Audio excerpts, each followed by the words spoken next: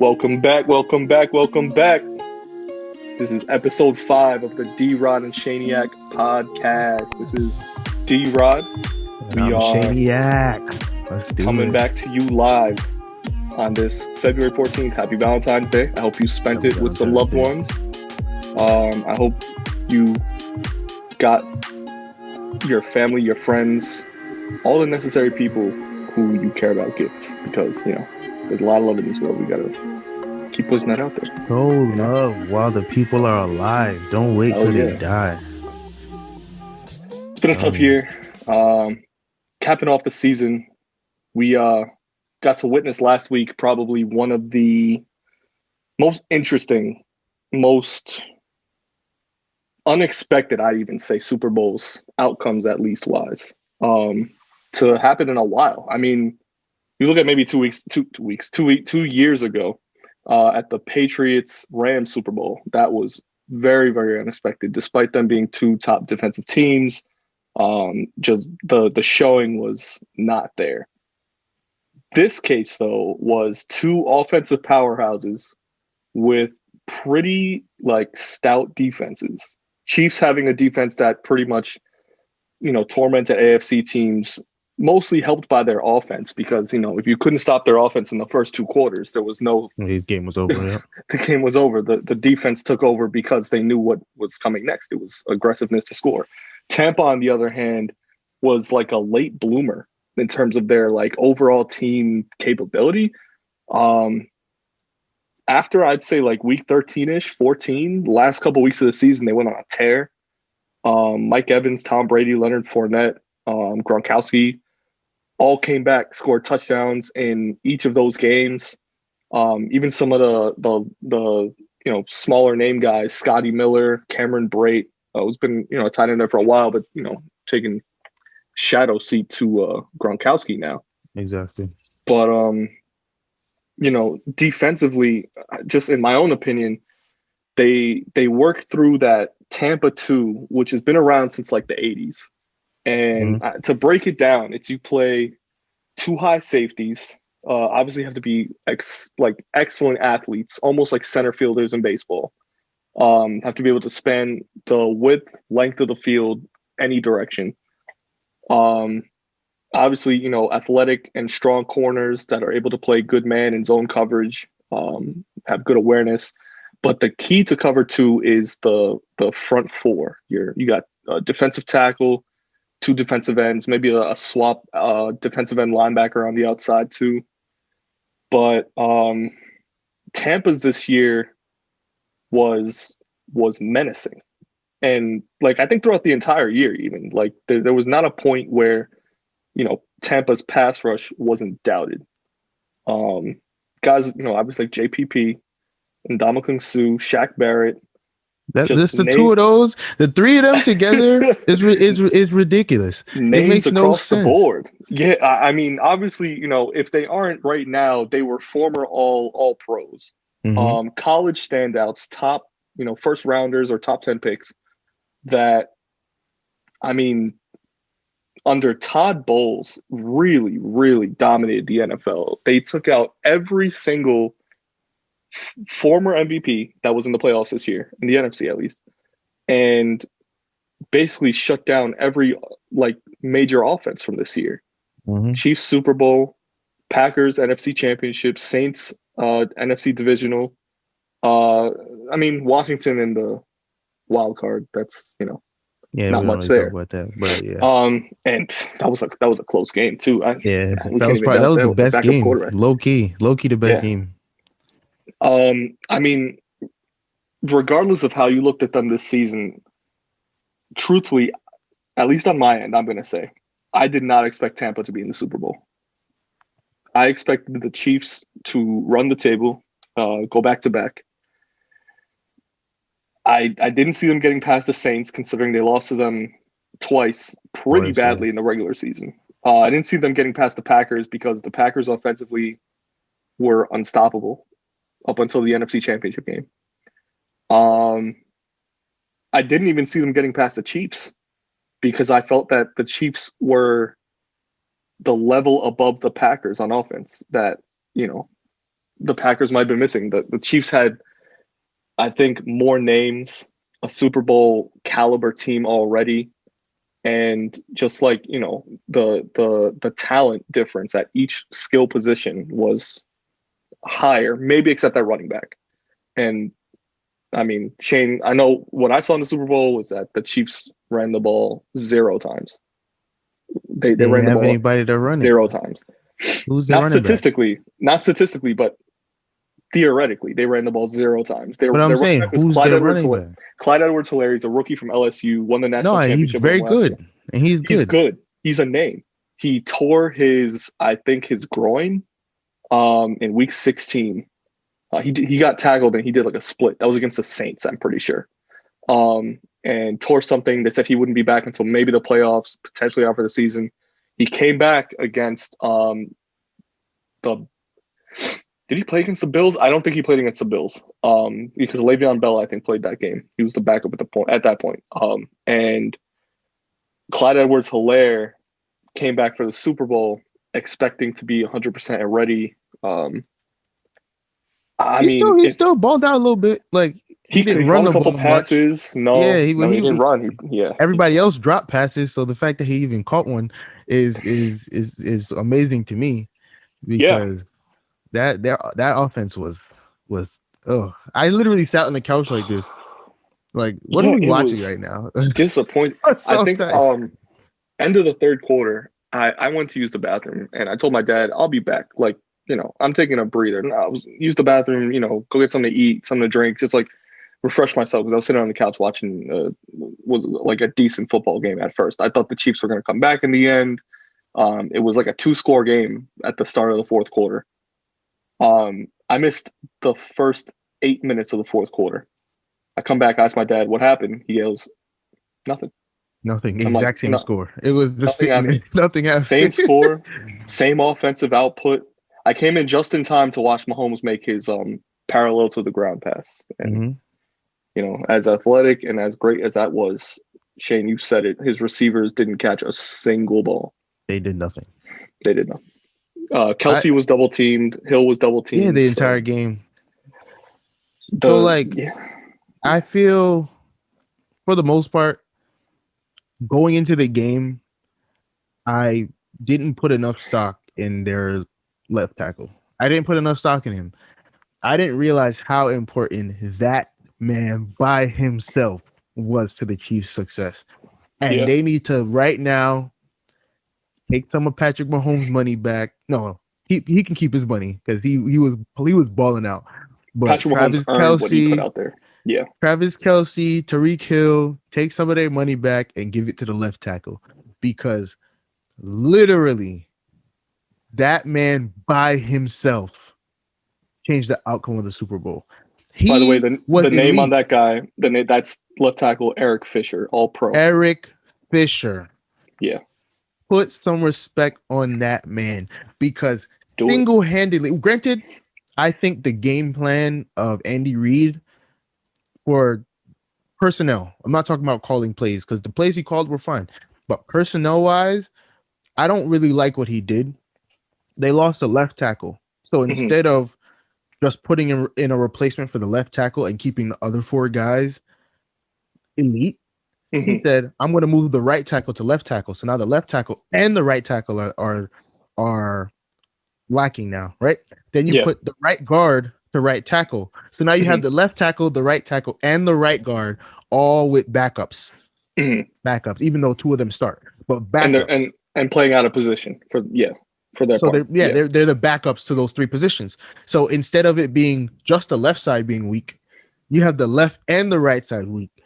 So instead of, I would have just with a quarterback like that, him, Lamar Jackson, even to a certain extent Cam Newton, like those rushing quarterbacks that even though they have big arms, they run a lot. They are fast enough to get away from the rush if it's coming from one side.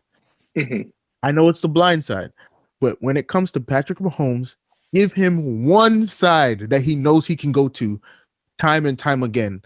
The man, the second he snapped the ball, you have people coming from both sides because both sides are weak now. And granted, it's not,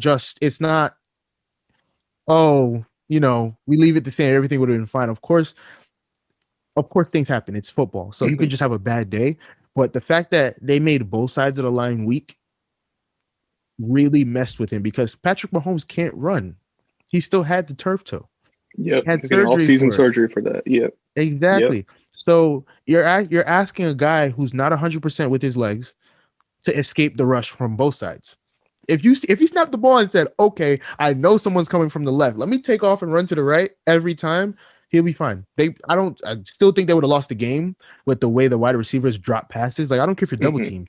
If you're here and the ball is here, catch the ball. Not bouncing off your forehead or off your face mask. That play, that was when I knew the game was over. It was 2 times. There was one time I think he threw the first one to Tyreek Hill, and it went through his hands because his hands were like this far apart. First of all, it went off the top of his helmet. Yeah, and that would have been a touchdown. That would have given them the lead in like the first quarter, and then the second time was I think either McCole Hardman. That was the parallel. Yeah, the parallel pass. He laid out. Incredible pass, athletic pass, hands right here, hits him right square in the face. I even tweeted it out. I was like, "How are you an NFL wide receiver?" And by the end of that play, when the ball got to him, he was technically wide open because the guy jumped early. So the ball was clean and it hit him right in the face. And it's like, I don't care what, like, granted, I understand he was laid out. So you didn't think he was going to get the ball to you. But that ball was in the air for 25 yards. So the ball was in the air for at least 2 seconds. And it hit you clean in the face. And you're an NFL wide receiver? I said, nah. Once I saw that, like, granted, the game was over by then. But once I saw that, I was like, I don't care if Patrick Mahomes gets to full strength right now. They have no shot. No. Shane, that's actually a really good point you made about, the offensive tackles and the playing out of position and the skill on each side. Because if you look at the perfect example of that from this season, it was the MVP of the NFL from the first 5 weeks, Russell Wilson. Russell Wilson was balling for the first maybe third of the season, but only made it because one side of his offensive line was weak. He was escaping pass rushes the whole season, but in the first 5 weeks, it was only from one side. And Russell Wilson, being the all-pro athlete, Super Bowl MVP, overall NFL superstar that he is, he's able to get out the pocket, find a first, secondary, third receiver, doesn't matter who it is, that will always be in a zone waiting for a ball. And the Chiefs had that ready. Obviously, the receivers didn't, reciprocate that. But, to play as a superstar, whether you're Russell Wilson or Patrick Mahomes or Cam Newton, Lamar Jackson, even to an extent, you've got to have those skill positions 110% ready. In a game like the Super Bowl, 200% ready, because you're playing for, you can say your season, but essentially your life, your career. Who knows if those receivers even come back next year? Who thinks the Chiefs would even come back and say, we need guys outside of Tyreek Hill and Travis Kelce who are gonna be ball hawks on offense for us. The Packers have it every year. They get no-name receivers, draft stock even receivers from the 3rd and 4th rounds, and just make them superstars. Devontae Adams sat out maybe one game in the last 2 years, but since then there's a couple other Packers receivers that you can still name that have had 100+ yard games, multiple touchdown games. It's more on the coaching end to develop those receivers, but even still, if the stock is out there in the draft or in free agency, you go and get that. The Steelers do that every year. They come up with receivers from the 4th, 5th round and they bolster them. They become superstars every year. Every generation of receiver that the Steelers have had always end up monster receivers. You think that Todd Bowles had a good game plan, or was it just because the Chiefs were so depleted, like on the offensive line? Because he didn't blitz. I think he blitzed probably 3 times the entire game. 3 times. You're right. Which makes give or take, but it makes no sense how you can blitz that little against a team that good. Yeah, and literally take a whole facet of the game away. That passing game was almost non-existent, and that's all they did. So that's why they only scored 9 points. The whole game, all they did was pass, and the whole game, the passing game was non-existent. So you think Todd Bowles had a good game plan? Like, is the rest of the league looking at that like, okay, that's what we got to do? Or is it just like he got lucky because they were kind of depleted? Shane, this is essentially going to bring our whole argument, our not argument, but our whole discussion full circle. To answer your question directly, Todd Bowles is the sole reason why that game turned out the way it did. And it didn't start from that game necessarily. It started from essentially the whole season. Because, as the Bucks had offensive struggles early on, their defense stayed pretty consistent throughout the season. I know that because I had them in a fantasy team and they actually didn't do that bad. Regardless, though, playing the Tampa 2 is only good under certain coaching styles, being that it's Todd Bowles, and certain skill at different defensive positions. And no other team can really run it that well, despite it being named the Tampa 2, and obviously Tampa running it well because, it's a staple amongst themselves. But Todd Bowles is a defensive mindset. Remember, he took an Arizona Cardinals defense in 2015 to the NFC Championship. They were 15-1. I think they finished that season. Number one defense in the league. What year? That was 2015. I'm looking that up again. No, 2014. 2014, because 2015 he went to the Jets. He started as a head coach for the Jets. Jets didn't even have a bad defense at that point. They had decent pass rushers. That's when they had Leonard Williams, Jamal Adams, a couple other decent, corners, linebackers. I'm not going to name them. But even still, Todd Bowles as a coordinator, as a head coach, always bolsters his defense first. He's a defensive coordinator. I don't blame him. That's what he knows. It's what he knows. And so what he's going to do to a team like the Chiefs is, one, he's going to make sure your top players are either being doubled or covered by their best player, their best corner. Mind you, the Chiefs did not go up against who was that? The Bucks didn't have one of their corners the first time they played the Chiefs when Tyreek Hill went off for 200 yards in the first half. He was back for the Super Bowl. But not only was he playing, but he was doubled with Winfield on Hill. So that factored out Hill for the entire game. Aside from that, they had either Devin White at linebacker. He's filthy.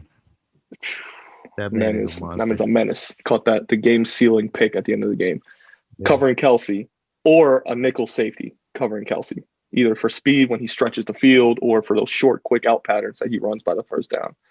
Regardless, you cancel out the best players. From there, you let everyone else who is mediocre at best or, good, try and beat you out, because no one else really did that on the Chiefs. And it was proven right then and there. Todd Bowles knew the game plan. Bruce Arians even said, I hardly call plays not only for offense, but for defense.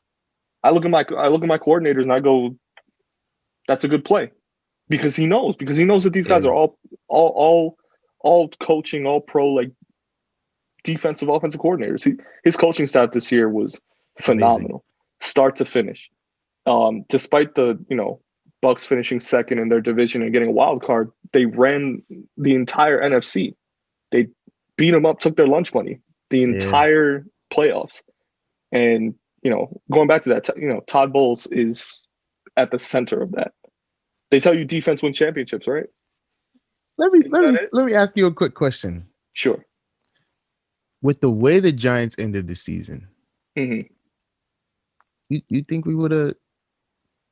We beat the Bucks already. Like, we beat them. Well, that was before Tom Brady. We beat them before twice. Brady. We played a close game against Brady. Didn't we beat them? We didn't beat them this year? No. You played a close game. Mike Evans caught a game-winning touchdown under 2 minutes.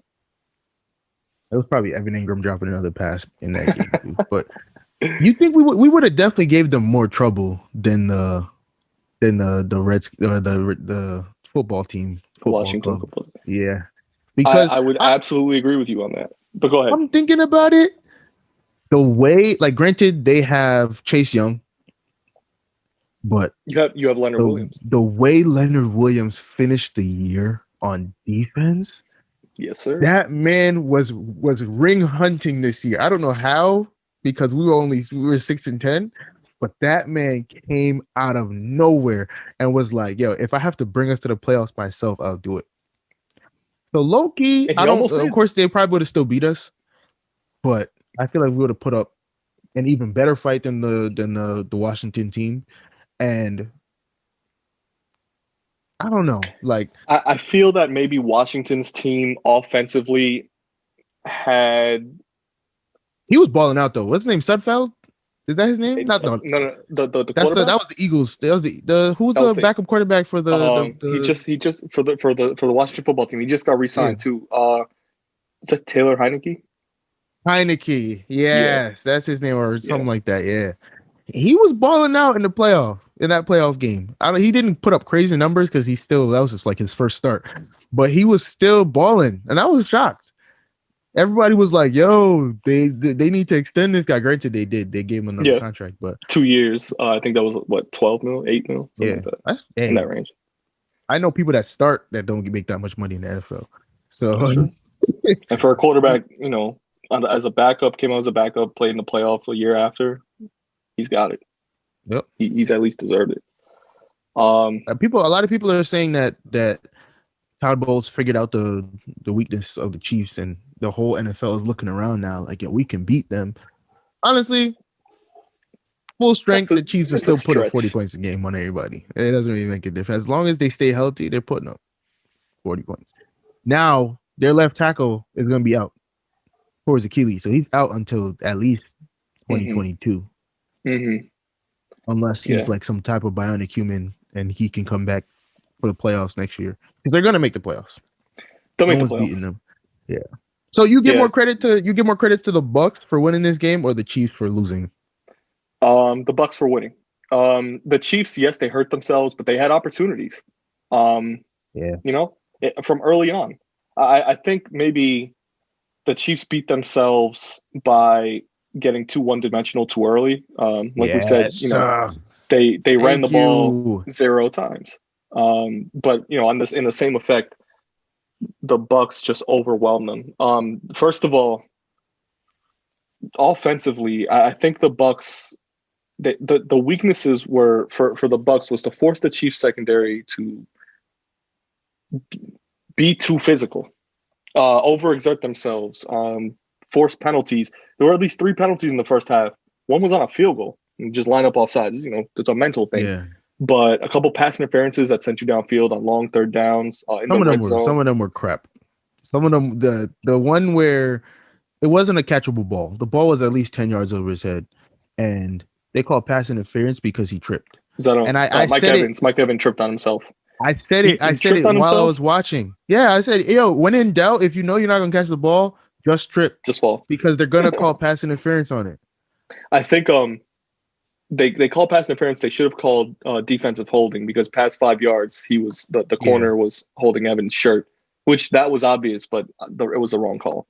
And obviously, NFL's got to be a lot better, a lot more consistent with pass interferences. There were a lot of questionable, like the entire season, of those calls, and not even to go as far as let's make them reviewable, because that would make the game so boring. I'm sorry, but it would just be a lot better if they had a better defined look for pass interference, defensive holding. There's a fine line. Like logically, we can see it on the field.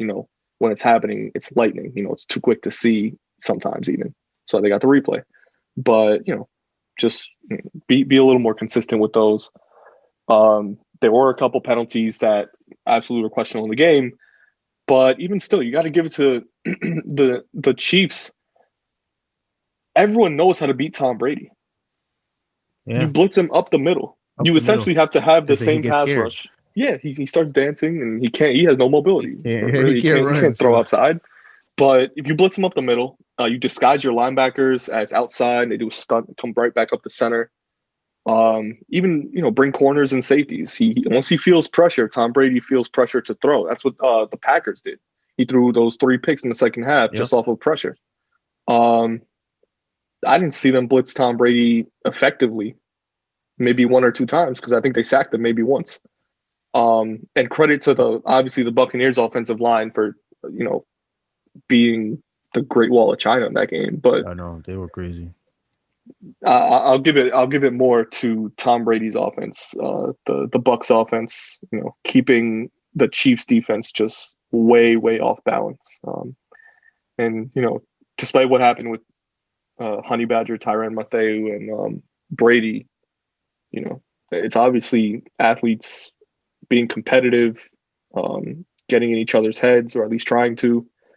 I think he went and apologized. He was like, "Yeah, I was going a little too hard. Yeah, I'm sorry." I think Brady knew he probably went too far. And Mathieu is a great athlete himself, so he's obviously going to be competing to his very wits end. Even still, like it's a mental game as much as it is a physical game. Once you take that mental aspect away from a team, offensively or defensively, they are shaken and they're done. But those are the main weaknesses on defense. They overwhelmed them with a pass rush and double covered the main receivers. On offense, it was Brady carving them up like Thanksgiving turkey, just all around and gloating about it, just making sure they knew it. Super Bowl 54 in Tampa. Tampa wins it at home, first team to do so. Brady in his first year post breakup with a certain team takes that team the distance. Does he come back next year, Shane? And he already said, "I'm coming back. I'm coming back." Yeah, I think we got some more. The post on first of all, I think he said that when he was drunk in Tampa, coming off his boat after he threw the Super Bowl trophy. And then he also put up the Instagram post. He was like, "On to the next one." I'm like, "You just won the Super Bowl. What do you mean the next one? It's off season. You excited for OTAs, Tom? Like, come on, let's get through March." What was that the Bleacher Report joint when he was like, "There's only 29 more teams." I think he's out. Oh yeah. Low key, he has another year on his contract, but I wouldn't be surprised if he's just like, "Screw it, let me go play for some random team." That's 2 weeks from now, March. He decides just clips it. It's like, "Thanks, Tampa. Where's the Super Bowl next year? LA Chargers, you ready? Rams, you ready?" Oh, they trade Stafford right after they just booked the golf. What was the other? I saw something on IG. They put a Tom Brady in a Cowboys uniform. Already going to be funny because he's in a Cowboys uniform. It said, "Only way to stop Tom Brady from winning a Super Bowl, he's in a Cowboys uniform." Boom. Got him. Speaking of Brady, Shane. Yeah. I think we got to get to a very important topic that's been circulating since the Super Bowl. The man has 7 rings. The man has taken 2 different teams to Super Bowl. He's won 2 different Super Bowl MVPs, which only Peyton Manning has done. Mm-hmm. He now has more championships than Jordan. Mm-hmm. He has attempted as many championships as LeBron. Yeah. I don't know if there's a baseball. LeBron got 10. Yeah, LeBron got 10. 8 and then 9 and then 10. Yeah. 07 was the 10. Oh yeah. Yeah. I mean, Shane, the blatant truth is no, I'm gonna take that back. There's no blatant truth because realistically, there's so many different factors that go into it. The real question is, who is the GOAT? And that combo can go from as far here to as far there from different factors, and we'll get to all of that. I put in a link if you see the so I have it open too.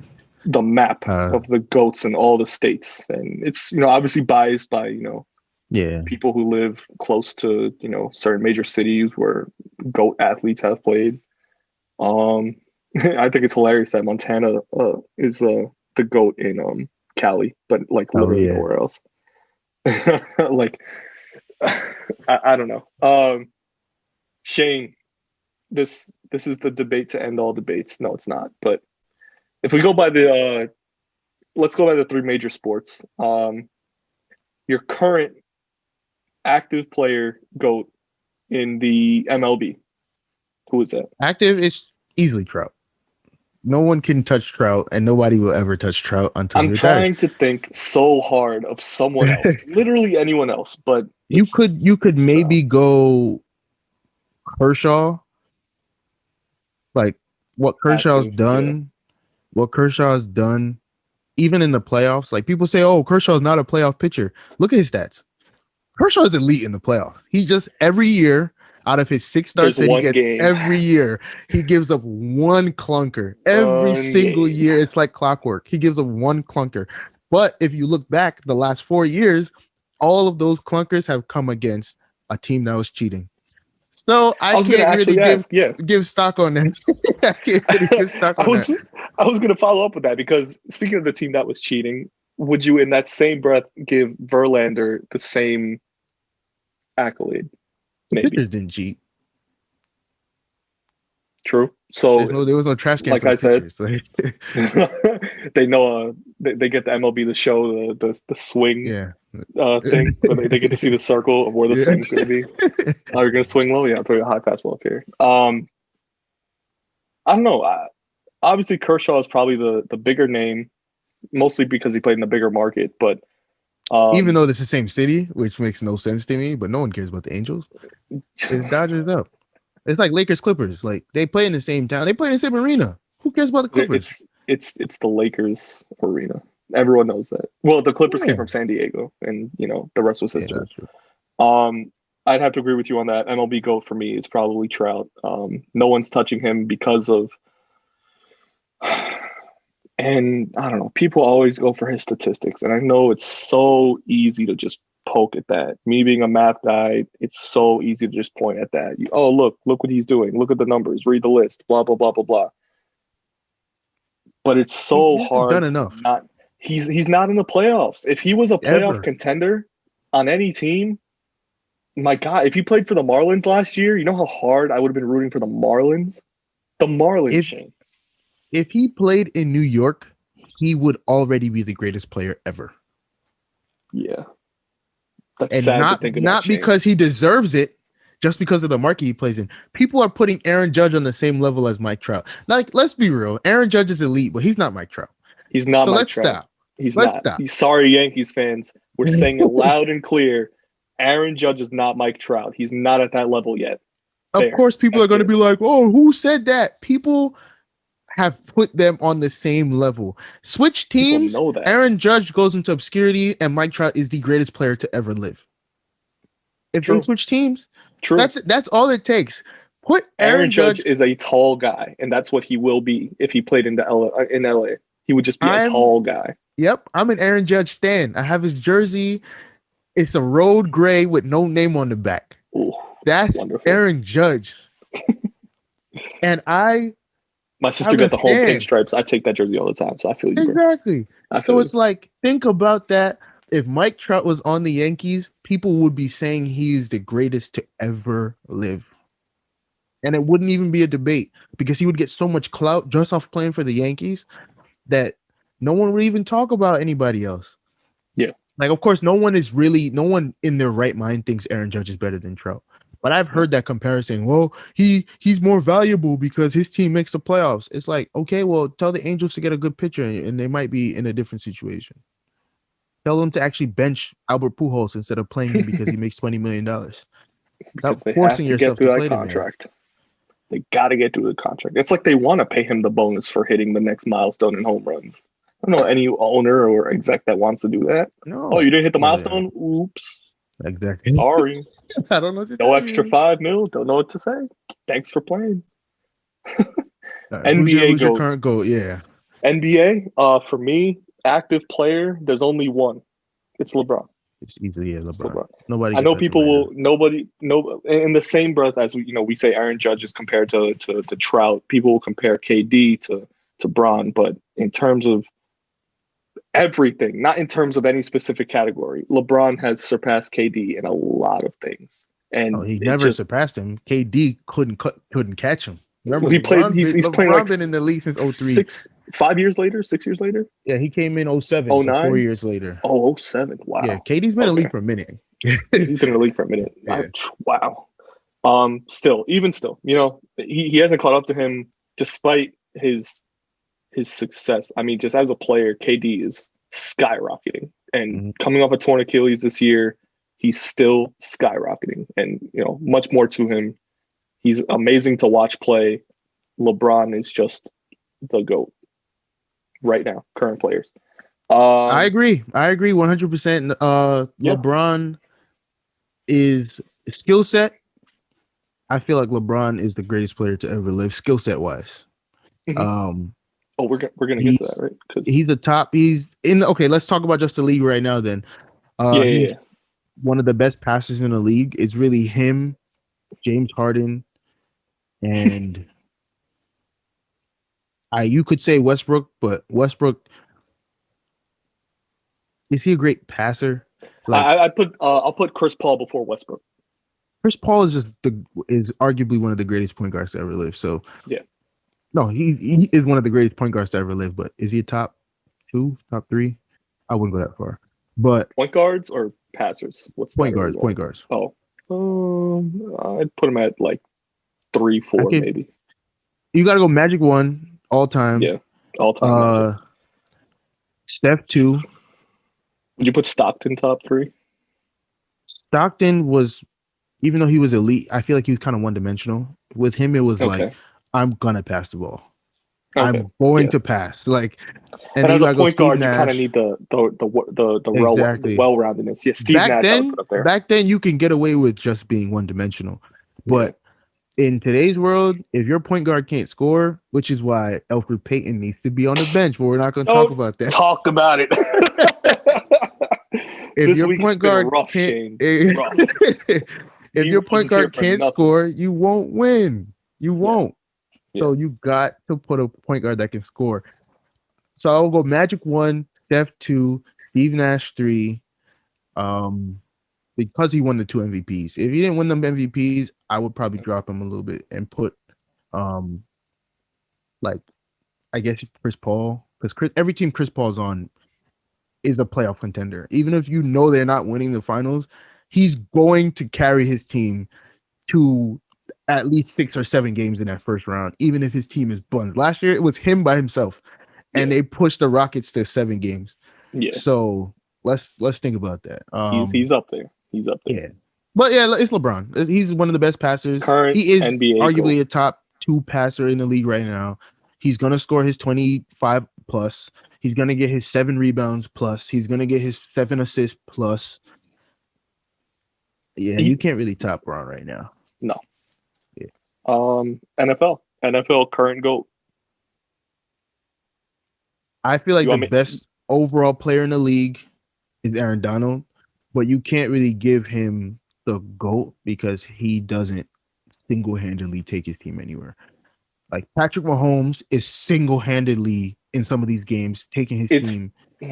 It's so hard in football, I think, because there are so many great players for their specific positions. But to be a GOAT, you have to touch the ball. So it either has to be a quarterback, a running back, or a receiver. It has to be any of those positions. I don't think anyone else really qualifies in my eyes. I can't go that far because a wide receiver is really only as good as his quarterback. And 2, okay. Aaron, like look back in time. Let's go back to Lawrence Taylor. Yeah.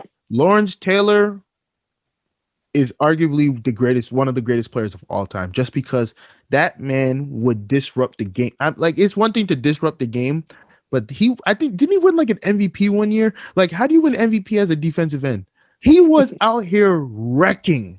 So I'm not gonna say to be a GOAT you have to touch the ball, because there are some generational talents. Like Aaron Donald is the best player in the league right now. I don't doubt that for a second. You're absolutely right. Athletically and everything, strength, like as a player, every team would want Aaron Donald. Yeah, but I don't think he does enough to carry his team. Well, he can't because he plays one side of the ball. Yeah. If he could throw, he'd be the GOAT because he could. There's no Iron Man position in the NFL. Well, Taysom Hill is pretty close. But he's not in the GOAT debate. Overall value, he might be the most valuable player in the NFL. That's true. Overall value, because let me tell you something that was proven this year in our fantasy league when I had him as a tight end. He played quarterback, and I got 25 points that game just because of his arm at the tight end position. Yep. My God. Yeah, value's there, but I'm gonna still stick with my gut on you have to touch the ball to be a GOAT in the NFL. I mean, in baseball, it's easy because it's more of a one-on-one sport, especially when it comes to pitcher hitter, Mm-hmm. matchups. You dominate at the plate, one of the best hitters of all time. You're noted. You're probably going to end up a GOAT. Obviously, your defensive, that's on your own. That's a singular aspect.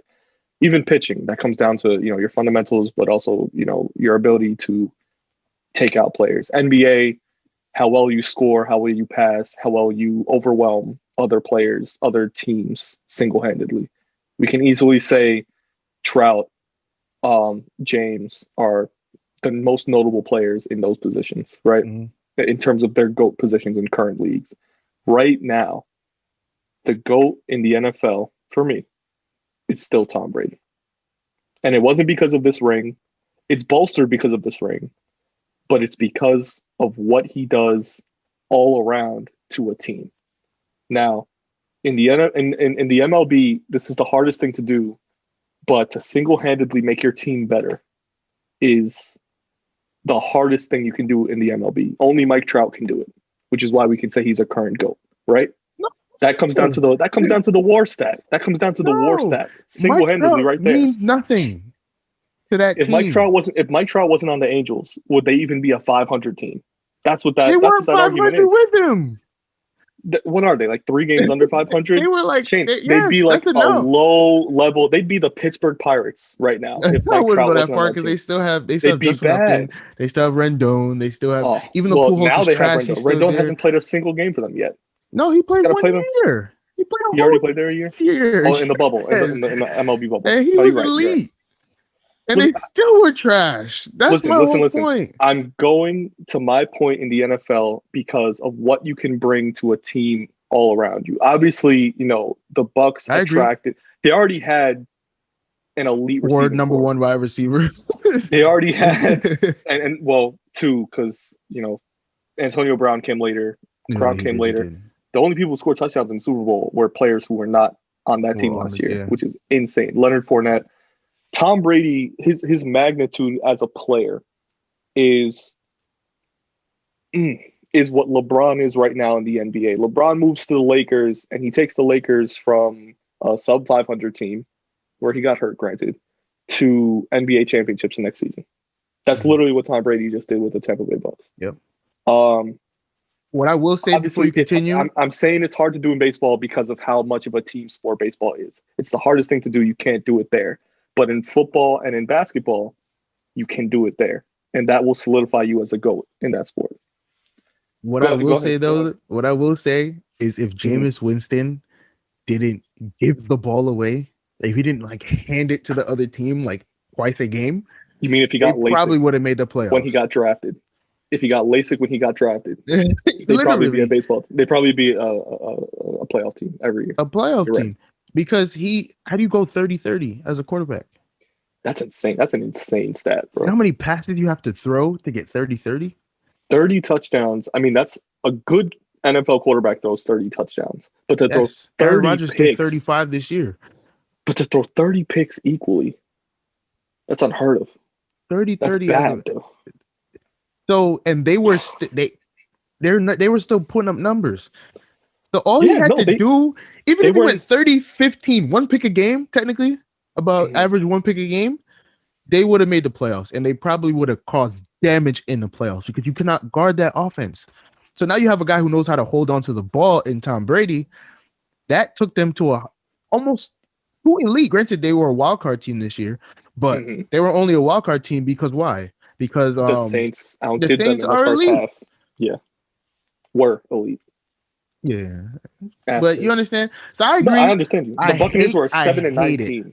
Yeah, go ahead. I hate saying that Tom Brady's the GOAT of current. So I'm just gonna say current for now, but he is because I was begging Patrick Mahomes to win last week just so I could say. I thought Patrick Mahomes is the GOAT now. You can't touch that man. 2 in a row. I thought he would. Everyone was talking about passing the torch and going to 2 Super Bowls and taking both of them and beating Brady. Listen, if the stepping stone to being the new GOAT is being Brady, who's the GOAT? I mean, granted, Brady Bulls, won, but before Eli Manning. they're the kryptonite. We'll call them the Yeah. kryptonite. You got Superman, the GOAT, It's and just I kryptonite. hate it. I just hate it so much I because feel you. he's He's a not hateable player. he's not that good anymore. Like he's still elite with his mind and what he can It's his his arm, mind and his arm. but he's not like Tom Brady 7 years ago, 36, 35-year-old Tom Brady was so much better than he is now, but he didn't win. He won early and he won now. He wasn't winning in the middle point of his career. From what year was it? From like 04 to 2014. that's 10 when he years. won his that's when he won his That was the span of no Super Bowls for Tom Brady.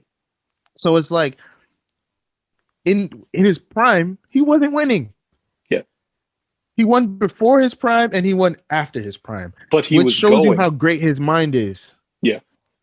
Yeah. I mean, that's the main thing. That's why I have to give him credit because all these other quarterbacks who are better skill set wise, Aaron Rodgers is, in my opinion, the greatest skill set quarterback we have ever seen. And he eats donuts all day. He does not care about his body. He eats whatever he wants. And the only person that came even remotely close is Patrick Mahomes. And Patrick Mahomes is going to pass him. We all know Patrick Mahomes is better. But this Super Bowl loss is not even a smudge in Mahomes' career. It hurts. No. It's not even a smudge in Mahomes' career. It's going to keep him from being the GOAT all time, though. I can tell you that because he's not. He's not winning 6 more. I can tell you that he's not. No. No one's touching Tom. And if Tom Brady goes to the Super Bowl next year, Shane, it's going to be against the Chiefs, so he's gonna win. I mean, it's going to be even more. Well, let's see where Deshaun Watson goes first. I'd like to see where that ends up happening. It's going to be the Jets or the 49ers, and none of them are going to really. I heard 49ers, and I actually heard the Jets weren't in the hunt, and neither was Miami. 49ers and Broncos, of all teams.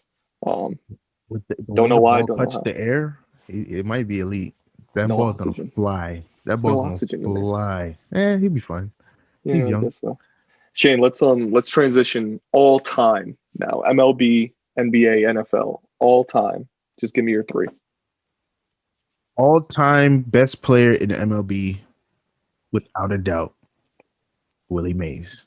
Oof, no one can touch that man. It's Willie How Mays. do you have elite speed, elite arm, insane power, 660 home runs? Let's see if Mike Trout gets there. Love Mike Trout. Let's see if he gets to 660 home runs. That's good. Then the guy, well, granted, Trout has made some spectacular catches too, but he made the over-the-shoulder catch like famous. He cemented it. That's what he did. He cemented that catch as the Willie Mays and threw from the floor basically. Like he's elite. Nobody's touching him. I can't believe you took my pick. How did you know? That's kind of like obvious though. Like who is better than that man? No, like Babe Ruth because he pitched. I don't care about that. What? I don't care about that. Absolutely not. First of all, you look at the era that he pitched in, and the reason why he stopped pitching was so that he, physically couldn't do it anymore. But 2, he was a much better hitter. So let me play a skill position. Let me go hit 700 home. But, let me go break the record first. All time. It's Willie Mays for me. Ted Williams puts up great numbers. Mickey Mantle puts up great numbers, but mostly hitting. And even at the time, defensively, like there were no real like standouts defensively. Willie Mays was a standout defensively. Like all around player. He was an elite hitter, elite defender, well known on both ends. Ted Williams, we know him more at the end of his career. I think he got more famous at the end of his career, mostly because of the stats he was putting up hitting as he aged. Mickey Mantle's the same, but he also was very consistent as a hitter. I think he defensively too. He was pretty good defensively. I think he was more notable for his batting average, which was not even calculated at the time. Yeah, they calculated that 30 years later and was like, "Whoa, Mickey Mantle's a great guy." Now look at every other guy. But yes, overall, Willie Mays. Dark horse before we move on. Go ahead. If Albert Pujols could have continued the the torrid streak he was on on the Machine. Cardinals, if he went to the Angels and put up 6 more years of that, A prime he'd be the Pujols. greatest player of all time. Because he was what, Yeah. 32? I mean, 320 average. He was hitting like 40 home runs a year. Mm-hmm. He was driving in like 115, 120 every year, Mm-hmm. stealing bases, Mm-hmm. and playing elite first base defense. Granted, it's first base, but you know how many errors he saved for his team? Because he was just scooping everything. Yeah, scooping everything. If he kept that up for another 5 years, like when he fell off, he fell off. Yeah. Granted, he's still a first ballot Hall of Famer. He's probably still gonna get 90+% of the votes. Yeah. But if he kept it up for another 5 years, easily. Let me not say easily. It'll be him and Willie Mays as the top 2 players of all time. But I got to go Willie Mays and then Mickey Mantle. I've got one dark horse, and it's from a position that we didn't really discuss only because we looked at hitting and defense, but pitching wise, Randy Johnson. Probably a GOAT. Probably a GOAT. I would only say so because nobody could touch him. If Sandy Koufax didn't have that 5-year streak in the 60s or whatever it was, where he was untouchable, Randy Johnson would probably be widely recognized as the greatest pitcher of all time. Yeah. He got overshadowed a lot by Roger Clemens, but steroids. Yeah, steroids won. And also that one just like cancerous year on the Yankees. That it just happens to happen. It has to happen to all the old names eventually, right? But otherwise, again, like just him, maybe Nolan Ryan, even just because of how long and how much he was doing. Yeah. For how long he was doing. Again, yeah, like there's a lot of dark horses. MLB, again, it's hard to do it by yourself, but there's still a lot of names because of what you can do as an individual player. NBA all time. Does it change, Shane? Does it change? It depends on your criteria. I thought it wasn't going to change. Okay, go ahead. No, it depends on your criteria. My criteria for the GOAT of any sport is skill set, who makes their teammates better, like on the court, not the whole watching the MJ documentary talking about, I talked trash to him and I tried to intimidate him into playing better. Like that doesn't really work. So I go by skill set, who makes their teammates better on the floor, and who would I want on my team. So I gotta go Bron. That's my criteria. So I'm gonna go Bron as the greatest of all time. He's not the greatest winner, clearly. He's not the greatest winner, clearly. He's 3-7 in the finals. But I think if you look at his 10 finals. All right, go ahead. Exactly. Go ahead. I think going to 10 finals, I give more credit to, granted, he played in the East, blah, blah, blah. I don't care. The reason why MJ is undefeated in the finals is because he went up against the West when the West was weak. Yeah. If you switch the conferences, you think he's going 6 for 6 in the finals? No. Because then he would have had to go up against the Pistons. That would have put him in a stretcher before he would have got that 6 rings. Mm-hmm. If Gary Payton was allowed to guard him that entire series, they probably still wouldn't have won the series, but he would have had to work a lot harder, and it would have went 7. They're like, MJ 6 for 6, never won 7 games. He never won 7 games because every team he played was buns. He played one good team. No, you're right. You're right. I mean, I'm going to end up agreeing with you on this one. I do like the MJ Bron debate only because, every time we do look at MJ and he gets this documentary and, you look at his accolades and then they start bringing out random stats, like who gave out the most books at a book fair in Indiana in 2006. Like, come on, bro. Even still, like, you look at what LeBron has done as a player for as long as he's played, despite him not winning as many finals. And I know that's the end all be all, what you get through in the regular season, it's not going to count because it matters what you do in the postseason, where you get your rings, your trophies, your MVPs. I still see Bron, and yes, we saw him play more than Jordan, and all the old heads are all like, no, it's Jordan because of how he changed the game. If it's that argument, he's still not the GOAT because LeBron has changed the game even further than that. He's further advanced, not just like overall athleticism, like overbearing, being the best player on the court, right?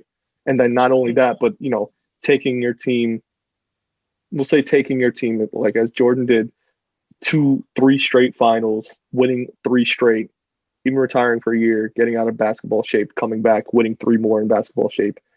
That's great.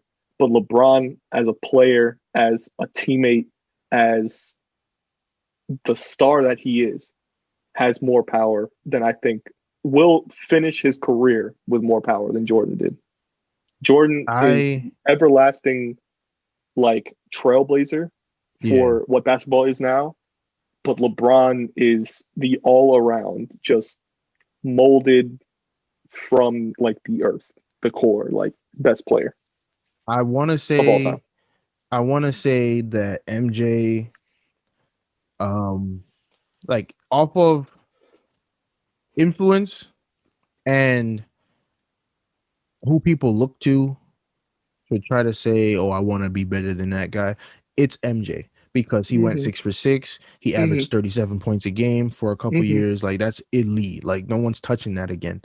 Yeah. Well, Bradley Beal maybe if he keeps playing on this Wizards team. Just the one facet, the points per game. But yeah, he'll get there. But if you like, off of my criteria, LeBron is going to make me look better than I am. Jordan's not doing that to you. Jordan is going to make himself look amazing. And he's going to win doing it. I give him credit. He can will his team to a win. But willing his team to a win is not, I'm going to get you 20 because I know they're triple teaming me. It's no, they triple teaming me. And if I have to go to the line 80 times today, I'm going to do it. And I don't really like that because I be wide open. Give me the ball. And he's like quadruple team, getting punched in the face, and he's still putting up shots. And it's like, bro, why do you think he loves Steve Kerr? Because Steve Kerr bailed him out so many times. Granted, Steve Kerr would have never been in that position if it wasn't for Jordan. So I'm giving credit to Jordan. People are going, well, you hate Jordan, but whatever, I don't care. But he got bailed out. The teams that those Bulls teams were drafted elitely. Why? Because the first couple years, MJ played on some pretty bad teams. He was still putting up his 30 points a game, whatever. He was still taking them to the playoffs, but the teams weren't that good. He got Pippen. Compare that to signed Rodman. So you go there, compare it to Bron. Yes, there you go. Teams were never really bad because of him. They had some pretty bad players on them teams. Daniel Gibson, the first 3 years of the Cavs. Oh. Dumpster Obi fire Gibson, if he wasn't on there. What's his name? Delonte West, Junis Ilgauskas, Drew Gooden. There are a bunch of role players that he made look amazing. People were like, yo, this team is going to be good. Like, no. All of them were out the league in the next 3-4 years. It was him. The one who stayed and actually ended up winning a ring was Anderson Varejao. Anderson Varejao. And even him, he got laid out by D Wade on that dunk where his legs almost went through his face. His knees almost connected to his face. So LeBron has made some pretty scrub players look amazing. People were like, "Oh, that's a free agent." Granted, nobody wants to play in Cleveland, so no one actually went. But you were looking at the Cavs like, "Yo, this team is nice." Meanwhile, it was Bron. The entire time, it was Bron by himself. And then he went to the Heat. Yes, he had Wade and Bosh. I give him that. Those 4 years were not going to count because he did that. But we went back to the Cavs. You can still count. But I'm talking about off of like having good teams that were drafted. The Heat didn't draft. Okay. No, they molded that team from free agency. They went and said, "Come play here," which is what you're supposed to do as an owner and a GM. Find players to play for you. So I don't know. Off of my criteria, I'm gonna go Jordan. I'm gonna go Bron. Jordan is 1A. Like, I'm not really discrediting it. I don't think I'm giving him the close second, equally as much. I said it before. He's the trailblazer. LeBron has furthered that. He's taken what what I'd Jordan rather play has on done. my team. Yeah, Yeah, it's still Brown. And then all-time NFL. It's Brady. Again, Let's not even go it's down it's there. We're it's not even gonna very go down that road. debatable because of obviously, like, oh, who played on those super teams from the 90s, and it's mostly quarterbacks, but even still, you look at all the quarterbacks that have played, Brady has surpassed all of them. Yeah, far and away. All It's the not running even close. backs, based on like even pure yardage stats, even same for receivers, I would still give Brady the go on that. Yeah, it's Just not even just close. I hate to say he's it because I think Aaron Rodgers is a better football player, but overall, he like can't. skill He's set not wise, the yeah. GOAT because he hasn't done anything. Like Yeah. he went to one Super One Bowl and Super he Bowl won, and and he that was won. it. He hasn't been back since. Yeah. Yeah. I mean, you mentioned before the criteria for the GOAT. You talked about winning. I talked about stats. With Jordan, you talked about, and Jordan and Brown, you talked about teammates and chemistry. And then I think the overall reason that people look at a GOAT is overall athleticism. And I think within the last couple of weeks in the sports world, leading up to the Super Bowl and after the Super Bowl, after Brady won, people are having this discussion about who's the GOAT only because of, Brady winning this seventh ring, hitting his seventh ring, going to his 10th Super Bowl. Comparatively to other players, he seems like the best winner because of what he's done. He passes Jordan in rings. Oh, that's a big stat in terms of winning, right? He's gone to more championship games. Obviously, there's no comparison in stats. It's two different sports, but between sports itself, I think everyone looks at overall athleticism.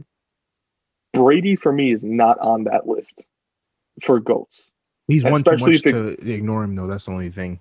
he's won so much, and yes, winning plays a major factor in being the GOAT. Stats equally as much, teammates and chemistry equally as much, but overall athleticism probably plays like 40-50% of who's the GOAT, like all sports. And Tom Brady for me is not on that list. That's an honest opinion because, I think most people can agree Tom Brady is not the greatest athlete right now. Was never the greatest athlete at any point in his career. And then, if you get out of the major three sports, baseball, football, basketball, you have Serena Williams in tennis, who won a championship, went to a final and won a championship, an open pregnant. You have Usain Bolt, who holds the record for fastest man alive, fastest human being to ever move. Yeah. I can't name a hockey GOAT. Wayne Gretzky, just because of how Wayne Gretzky is the greatest is. hockey player of all time. I mean, easily. Yeah, like he's the most notable. I just don't know it enough to be like, oh, he's the greatest. But we know his name, and we know that like it's him. Yeah. Soccer, hell. You got to go back in the day, like Maradona, Messi, Pele. Now Pele,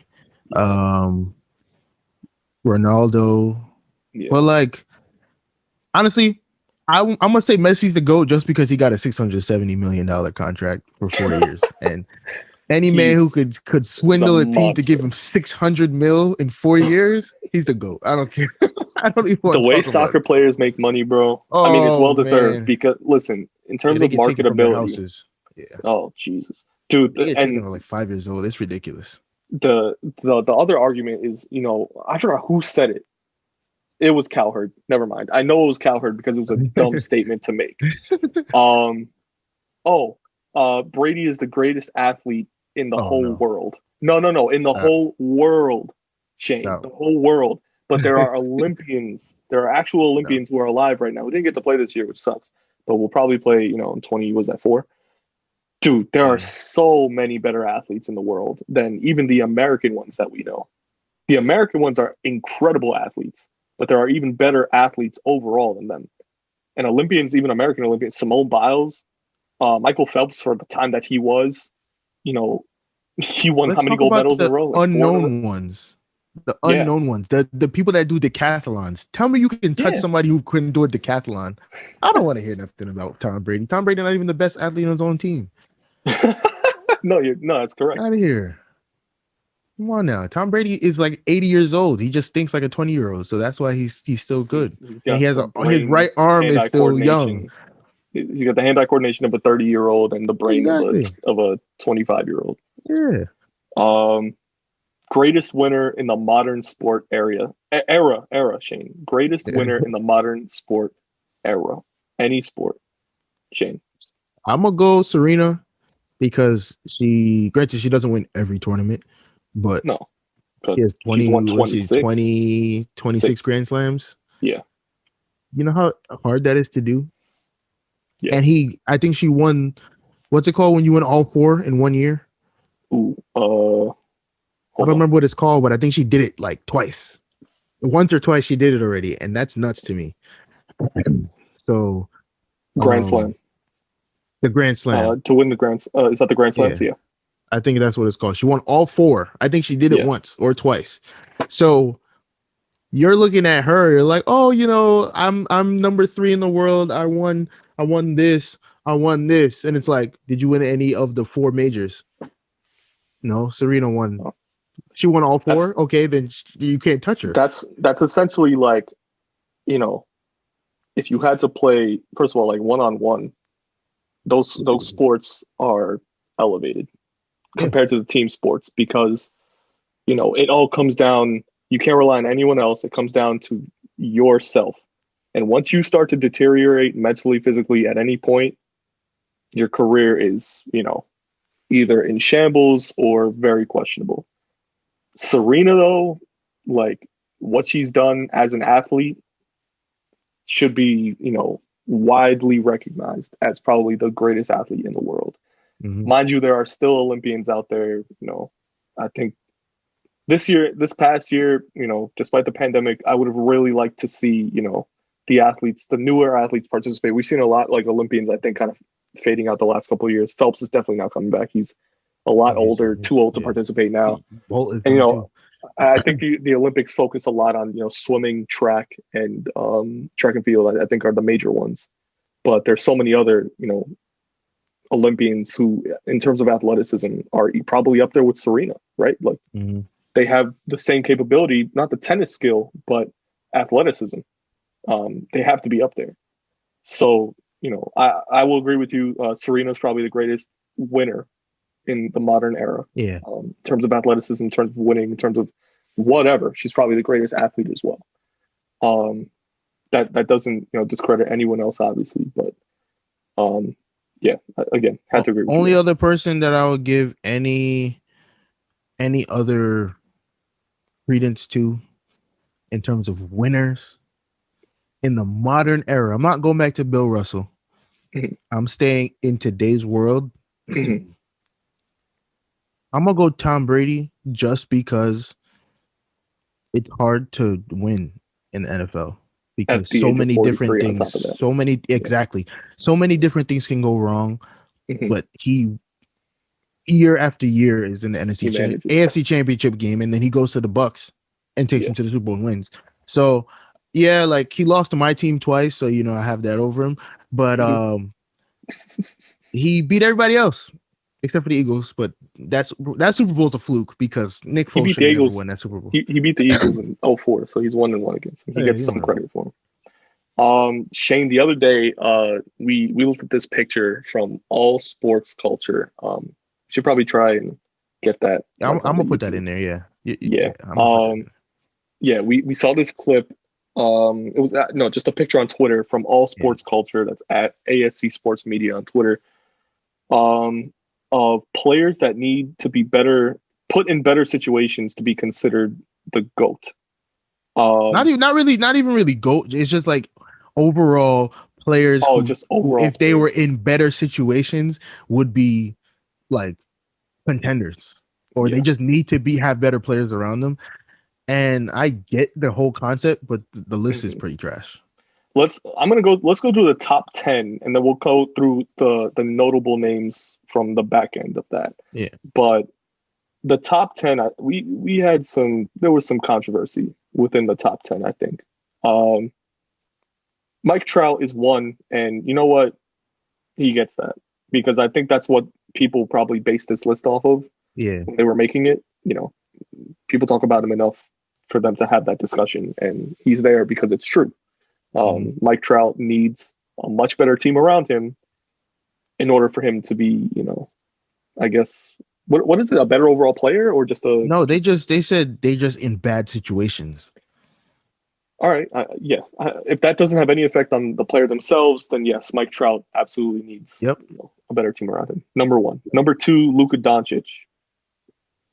That's very high for Luka.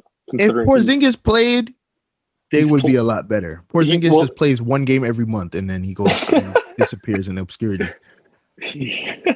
He's way too high on that list for me. He's 25 years old, first of all. No, he's not 25. Shane, how old is Luka? I think he's like. No, he might be 25.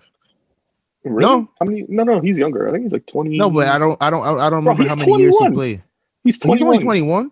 He's been in the league 3 years. He's been playing in Euro since like he was 15 or like 16. Oh, that's why. I thought he started over there when he was like 18. That's why I was like, no, that's why I thought 25. Yeah. Nah, man. Again, too high on that list.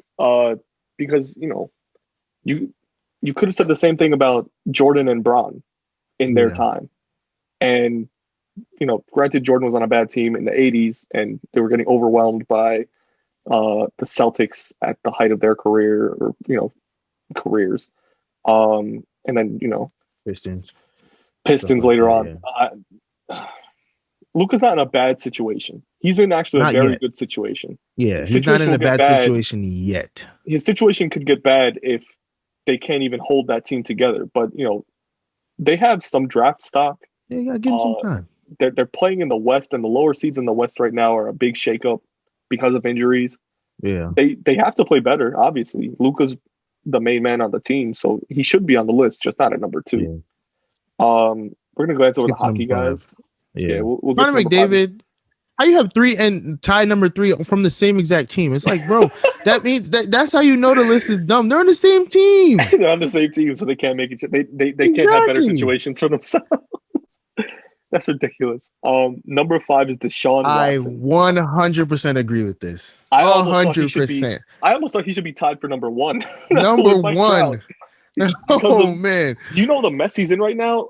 First of all, the breaking news from this past week was J.J. Watt got released. Yeah, he asked. He said, "Please release me," and they said, "Sure." The Texans received, more like released.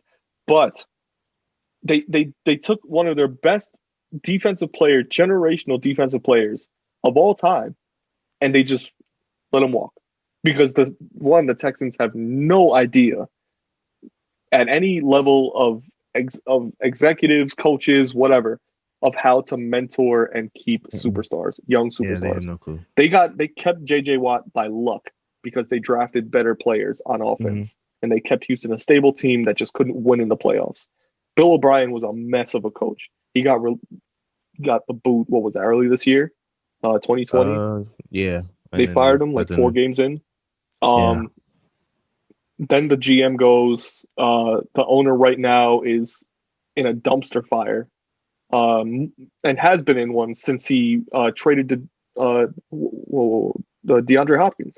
Yeah, that was dumb. That was 2 years ago, 3 years ago. That was 2 years ago. I think it was either midway through last season, 2019, 2020 season. 2019, yeah. Or after the season was done, like before this season started. Which I don't even know how you can do that to your franchise quarterback. Yeah, that's the issue. Why? That's why he's upset, because he's like, you trade away my number 1 receiver. Granted, his numbers got better this year after like playing without him, but it's like you trade away my number 1 receiver, and it's like, bro, who am I throwing to?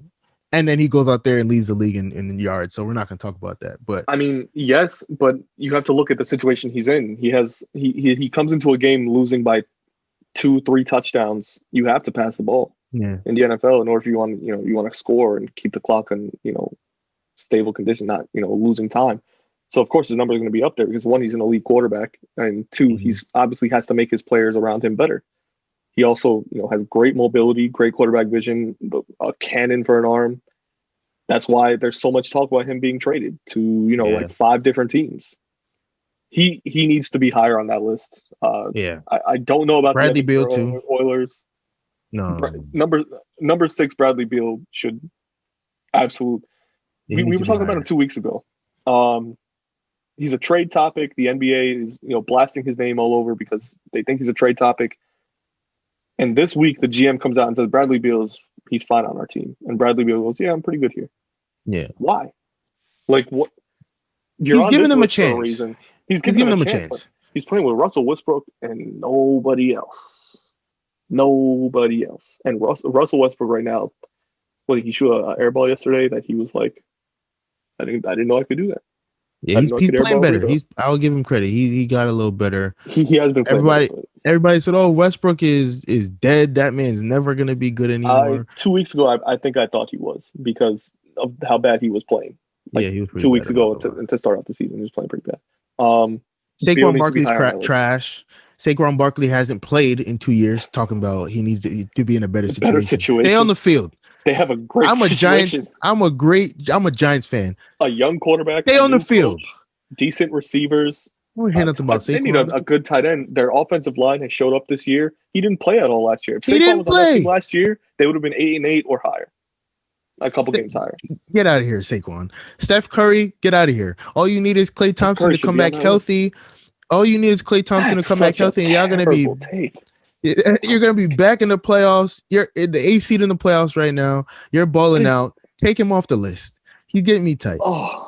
Allen Robinson, a wide receiver. Come off the list. I'm tired of him. You know why they only say that? It's because of Mitchell Trubisky. And that's the only but what reason. Does that mean? That's the only reason. He needs to be on the list that says players who need a better quarterback around them. Yes. He's the only person on that list. That's the only guy. It's just Allen Robinson. Mind you, he's a free agent. He's about to leave that situation. He shouldn't even be top 10. Whoever made this list is nuts. Lamar Jackson. Oh, I can't give him. I can't say that for contender. Him because he won MVP. And he's a playoff contender. Yeah, I can't give him the credit. I can't. He shouldn't be on this list. He could be in the Super Bowl. He just has to get through Patrick Mahomes. He said it earlier this year when they didn't beat the Chiefs. We can't beat the Chiefs. If that's your only roadblock. Wow! Congrats. Exactly. You shouldn't be on this list. Tua's not going to be a Dolphin next year. Tua's a rookie. Next year. Take him off the list. He's a rookie. Take him off the list. Nobody cares about Karl Anthony Towns. He should be on this list. He should be a lot higher. Low-key. He should probably be a lot higher. Like take all the guys we just told you to take off and put him in that. He'll still take the 10th spot. Shane Bieber, the AL Cy Young from last year. Let's see how he pitches this year. If he comes back out and does the same, because he went up against the Tigers and the AL Central. Yeah, and the NL Central, the worst two divisions. He played against them the entire year. Let's see what he does this year. If he comes out and he shoves, and he still doesn't make the playoffs, or they're still like a middle of the road tier. Because remember, they traded Lindor, they traded Carrasco. No, they have nobody on the team left. Yeah, it's just him, Jose Ramirez. And oh my God, Zach Plesac, who's pretty good as a starter, but he's not Shane Bieber. So if he comes out here and he shoves again, and they're middle of the road team, okay, I'll give him that. Then he stays on Juan Soto. Sure. Take him off the list. I think that was the first thing you told me when you sent me this picture was why is Juan Soto but aside from everyone else we just talked about, why is Juan Soto on the players that need to be situated better list? Oh, he was literally in the World Series 2 years ago. They won the World Series 2 years ago. Nobody else on this list, except maybe the Rangers guy, has made a championship at least. Oh, yeah, Juan Soto. He's the only one. Has an elite rotation around him. You have Schwarber on your team now. You have Trey Turner, who's a top 5 shortstop in the league right now. You have who's their third baseman? Oh, they're still looking for a third baseman, so I can't really talk about them. Oh, they should have signed Turner. Yeah, I don't think he went there. Who's their first baseman is Ryan Zimmerman, because he said he is coming back this year. He didn't play last year, but you have him. You have Eric Thames. I think he's still on the team. I think he's signed for 1 more year. I could be wrong though, so don't quote me on that.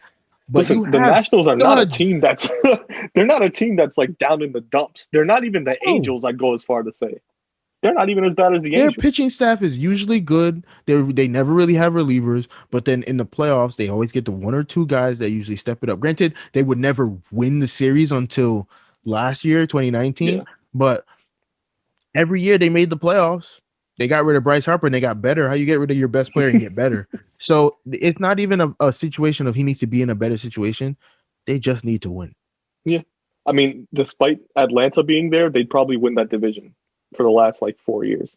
Not last year because they came in last year, but the year before that they came in. Oh well, Miami actually did. Yeah, they took the division after Atlanta. That's true. So, and then De'Aaron Fox. It's the Kings. Low-key, I just don't think he's good. This year, he's balling out. But in the past, he himself hasn't been good enough for me to look at him like he needs a better situation. No, he just needs to be better. I guess that's why they put him in this position on the list. So that's the only reason why that makes sense. And then last is Xander Bogaerts, who I don't even want to talk about Xander Bogaerts. Why is he on the list in general? The Red Sox are a good. They're a bad team. No, they're a bad team. They just extremely underperformed, and then they lost all their starters to injury or trades. So you can put him on the list. You can put him on the list because he's technically the only good player on that team left because Chris Sale was hurt. Chris Sale's coming back. Devers is good, but Devers isn't Bogaerts. I'm talking about with the bat. With the glove, he's way better, but with the Devers will be better than Bogaerts, at least in my opinion. At the end of his career, 100%. Devers, because one, he's a lefty bat, and righties do better in Fenway. Yeah, because of the You face more righties and lefties, so I don't know. He's an elite bat. I like Bogaerts. He's obviously been a consistent name for the Red Sox. I don't think he should be on this list because again, they won the World Series not that long ago, and two, he's a good player. He shouldn't be on the top 20 of situated players. You said it. The Red Sox aren't even. I think they're a bad team because all they've gone through this offseason. But I don't know. He should be on this list for myself. That's what we got. That's the GOAT debate. I mean, there's a lot that goes into that. We've looked at a lot of different major factors: winning stats, teammates, overall athleticism. We've named our GOATs all time, current time, all sports.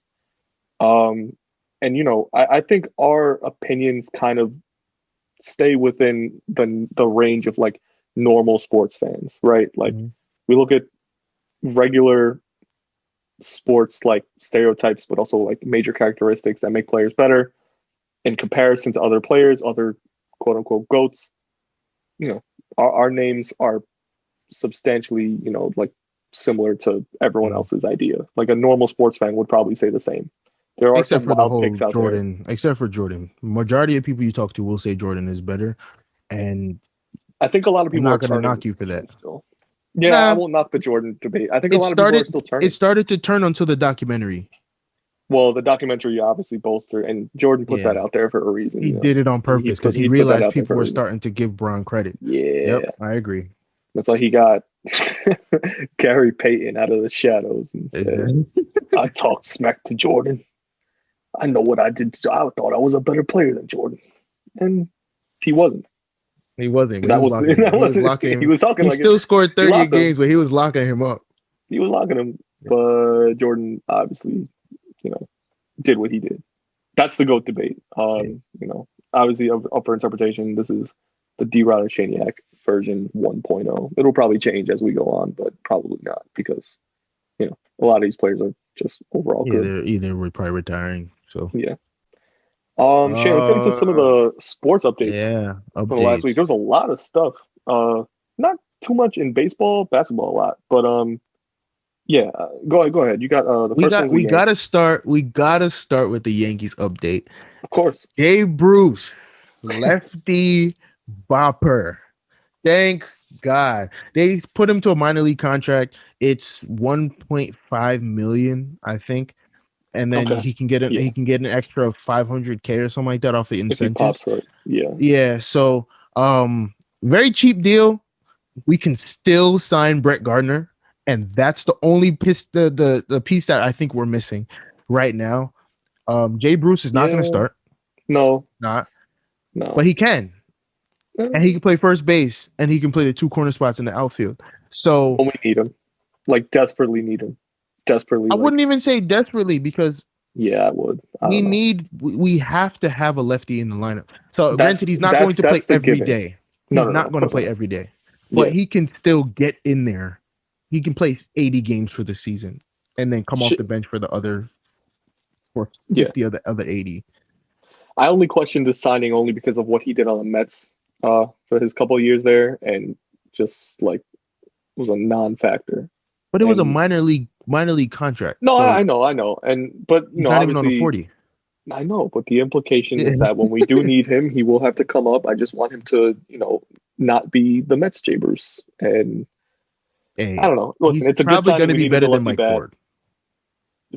Mike Ford didn't even see a baseball He's probably going to be at better than Mike Ford, and that's all I need. the end of August. Uh, yeah, all right, decent signing. Go ahead, Shane. What else we got? Paxton to the Mariners. I wanted the Yankees to get Paxton back because, like you said, we need that stud lefty. It's just that he's too much of a question mark, and we already have 5 question marks in our rotation. Yeah, he was hurt at the end of last year, and going into this year, it was definitely a bigger question mark than it was after the first season. I don't know. He's going back to the Mariners.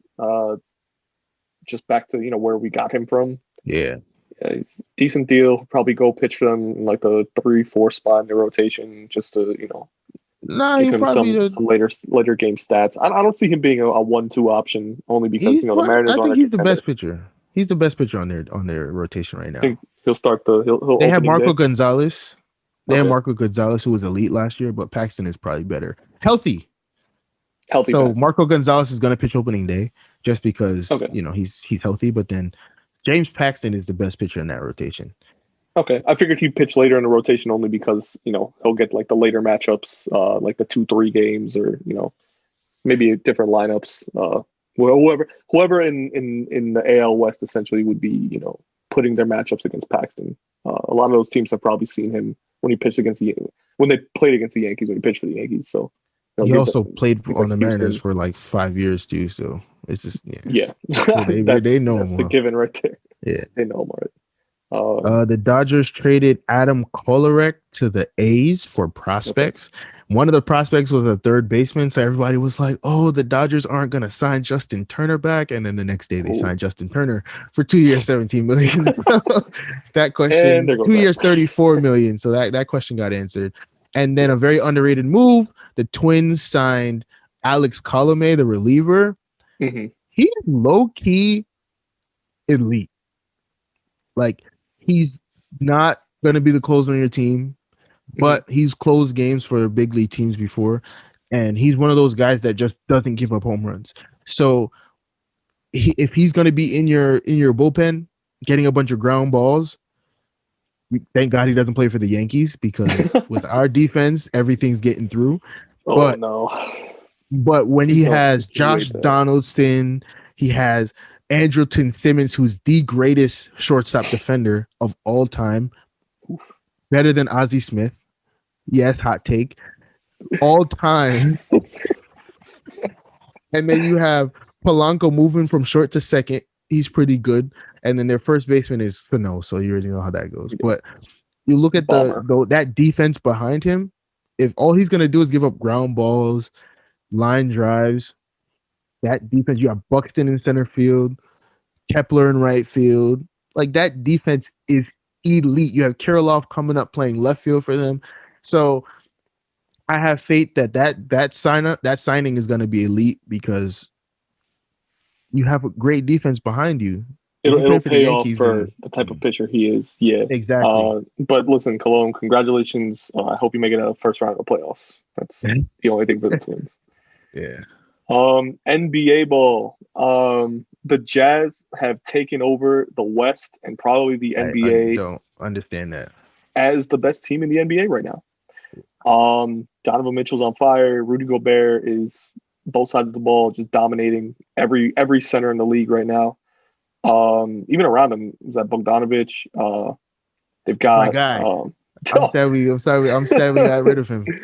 The Lakers kid, Clarkson, bro. He's coming off the bench, dropping like 22. Joe Ingles. Yep. And then at point guard, they still got Conley, right? He's still out there. Is he? Yeah, I think so. Is either him or is it Rubio? Ooh, wow. Is Rubio right now actually looking up? Is it him? See, I don't really like. I didn't really pay attention to them, and when I saw they were in first place, I was shocked. Yeah, that's when I started paying attention. It's like, oh Yeah. man, let me check the basketball standings. This was me like Tuesday night, and like right before the next game, he goes, "Oh, I forget who was on TV. I think it was either D Wade or Shaq because they were coming back to the Mitchell thing that Shaq said before. Oh, elevate your game." And I looked at the records and I just saw, oh man, like, they're first in the West. So he's taking that Shaq thing to heart. He didn't take that very lightly. He took it personally, as Jordan would. But is Mitchell at the rate that he's playing right now? You said he was ranked NBA.com. You said he was ranked 11th in the MVP race. I was shocked. I was like, what? This is how they had the rankings. I only remember 1 through 6, and then I remember 11 through 15. So it was Bron number 1, Embiid 2, Jokic 3, KD 4, who was your pick for MVP, Kawhi 5, then Giannis 6, who's my pick for MVP. You by the end of the season, someone's gonna push Bron off the top because that's how they usually do this. The minutes will get to him probably too, because maybe. Man, hopefully overtime, not. He had 2 overtime games. No, hopefully not. Obviously, but I'm not wishing any hurt on him. Exactly. I want to end up like that Hawks fan. Kicked out of my own arena. He calls my house and kicks me out of my house. And then 11 was Mitchell. 12 is Jason Tatum. 13 is Kyrie. And I was like, Kyrie? I understand, but I'd rather James Harden above Kyrie. 14 is... Who was 14? I think it was Rudy Gobert. And then 15 is Jaylen Brown. And I'm like, all right, let's rethink this. I mean, listen, it's the bottom half of the order. I mean, Bradley Beal has to be somewhere in the mix of like top 10. He's probably in the top. I don't remember 7 through 10. So no, I know, but I know the name is there.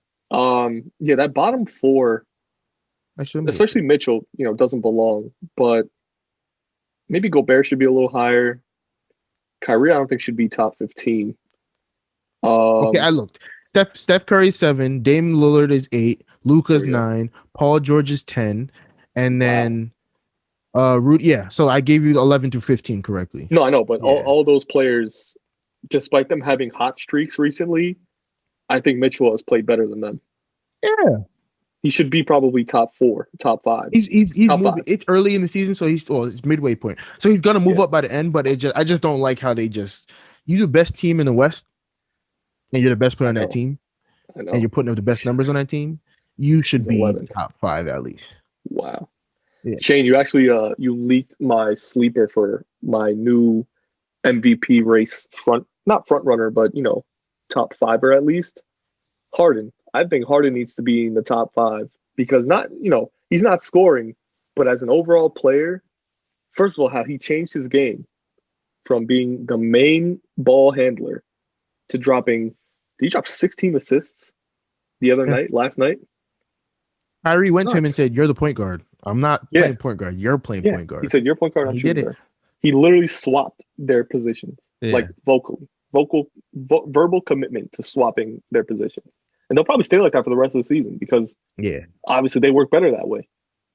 Kyrie being right now a better scoring option, but Harden just being a better passer, can still score like as the shot clock's going down. KD, the main option, obviously still on the team, but dude, Harden needs to be up there. I would, like you said, swap Harden for Kyrie at least. Yeah. But Harden is playing out of his mind as a basketball player. He hasn't scored as much. Probably shouldn't be top 5. I probably overstated him, but he should be in the conversation, I think. You know why it's like that though? Because Kyrie is usually the highest scorer on the Nets. Him and KD usually alternate games. But the difference is, have you watched it? You probably don't watch Nets games like I do. No, I haven't. Yeah. Kyrie is balling out right now. Locking people. I mean, I've never seen him try this hard on defense. I feel like he took that Colin Sexton game and the Bradley Beal game to heart. He was like, "Oh yeah, I couldn't guard a parked car." He came out here and was, shuffling his feet. I'm looking like, is that Kyrie? Kyrie's out rebounding centers. Coming up and pulling rebounds out the sky. The smallest guy on the court going up and grabbing boards. And I'm like, I'm watching the game like, this is not Kyrie. That's what you're watching on Nets games right now? That is insane. I need That's to go why he's that high. Game. I mean, against the Warriors last night, I know he dropped, 27, 28? Yeah, KD only dropped 20. I think 20 or 21. That was it. And even still, I mean, just overall, the Nets right now, really, really surging as a team to look out for in the East. They could probably take the 1 seed. We're number 2 right now, I think. 15 the Sixers are still up top, I think. But again, by the end of the season, I think, that big 3 is going to be real, real dangerous. They're starting to lock down on defense, it sounds like. And if they do that, they'll probably be unstoppable because offensively, no one has touched them. The Lakers haven't touched them. Maybe Utah has touched them offensively right now, but they'll probably end up better. I just want people to know, if you look at our record's bad. It's not bad, but it's not amazing. I think we're 11. I think either 11-1 or 9-1 against teams over 500. Over 500, yeah. No, you're right. Yeah, and we're like 5-12, 5-12 against teams under 500. So if we can, of course, we need to beat the teams under 500. But this just shows you that when it comes to playoff time, the Nets play to their competition. Yeah, and they're gonna turn it on in the playoffs, and I don't like that. Turn it on now. Show the world now. Get everybody scared, so that when we get there, people aren't like, "Oh, we're gonna beat." No, whoop them now, so that they get intimidated. So the only thing I would say about the Knicks is 2 things actually. One, I'm gonna hate that they're gonna get the A seed and have to play the Nets in the first round and get bounced. And then second of all, can we start IQ? Can we start D Rose even? Start D Rose. Start D Rose even. Yeah, don't start I would want to start IQ just to get the game going. My God. If it was IQ against Elfrid Payton, 100% start IQ. But Payton IQ against D Rose. Oh my God. It should be D Rose, especially because Thibs is been a walking brick. Oh my God. I know he plays lockdown defense and he locked down John Wall the other night. That was hilarious. And he was like, right, it says you're not going nowhere. You're not going nowhere. Doesn't matter. He dropped 10 points. IQ and D Rose dropped plus 20 off the bench. I think you guys have the best scoring bench. Either y'all or the Nets, the best scoring bench in the league. The Nets were putting up the last week. Wow. We were putting up like 60 points off the bench a game, which makes no sense. But that's because KD wasn't playing, so it kind of makes sense. Oh, okay. Yeah, that was a 3-game stretch. I think he was out. Yeah. All right. Hey, that was episode 5. Let's go of the D-Rod Shaniac podcast. Obviously, our GOAT debate still goes ongoing. Super Bowl recap, it is what it is. Bucks dominated. Yes, the Chiefs didn't show up. There were other factors into that. But listen, it's been a great sports week. We'll probably come back with another episode next week. You're going to check us out on YouTube. We'll upload these clips. A couple other things for you to check out. Still on Twitter, the D-Rod and Shaniac Sports Podcast. Like the letter N, not and. It's D-Rod N. No plus signs, the letter N. D-Rod and Shaniac Podcast. Twitter. Follow us on Twitter equally on at DannyRod75. He's at _Shane. Shane. And even on IG. I got the same one. Switch that out _Dan_Rod75 on IG. That's _Shane. Yeah, I might change my name, or I might just make a new Insta for stage stuff. That was my personal journey, but y'all can still follow me there. I don't have a problem with it. I know, but yeah, I do. Promise. Yeah, man. Yo, episode 5. Thanks for listening. Again, we'll be up on YouTube. Check us out. Keep sharing, keep favoriting, download. We'll provide you updates as the weeks go by. Keep listening for our Twitter. Turn on notifications, Twitter and YouTube. And we should fully be on Spotify and iHeartRadio by this week. Oh, yes. So go listen there. Get the listens up on there. And Pandora. Yeah. Apple is giving us stress, but the other 3 are there. Just go listen to us, guys. We'll got another episode for you next week. Check us out. Again, uploading every week. Start of the week on Monday. The D-Rod Shaniac Podcast. Check us out. All right. Peace out, guys.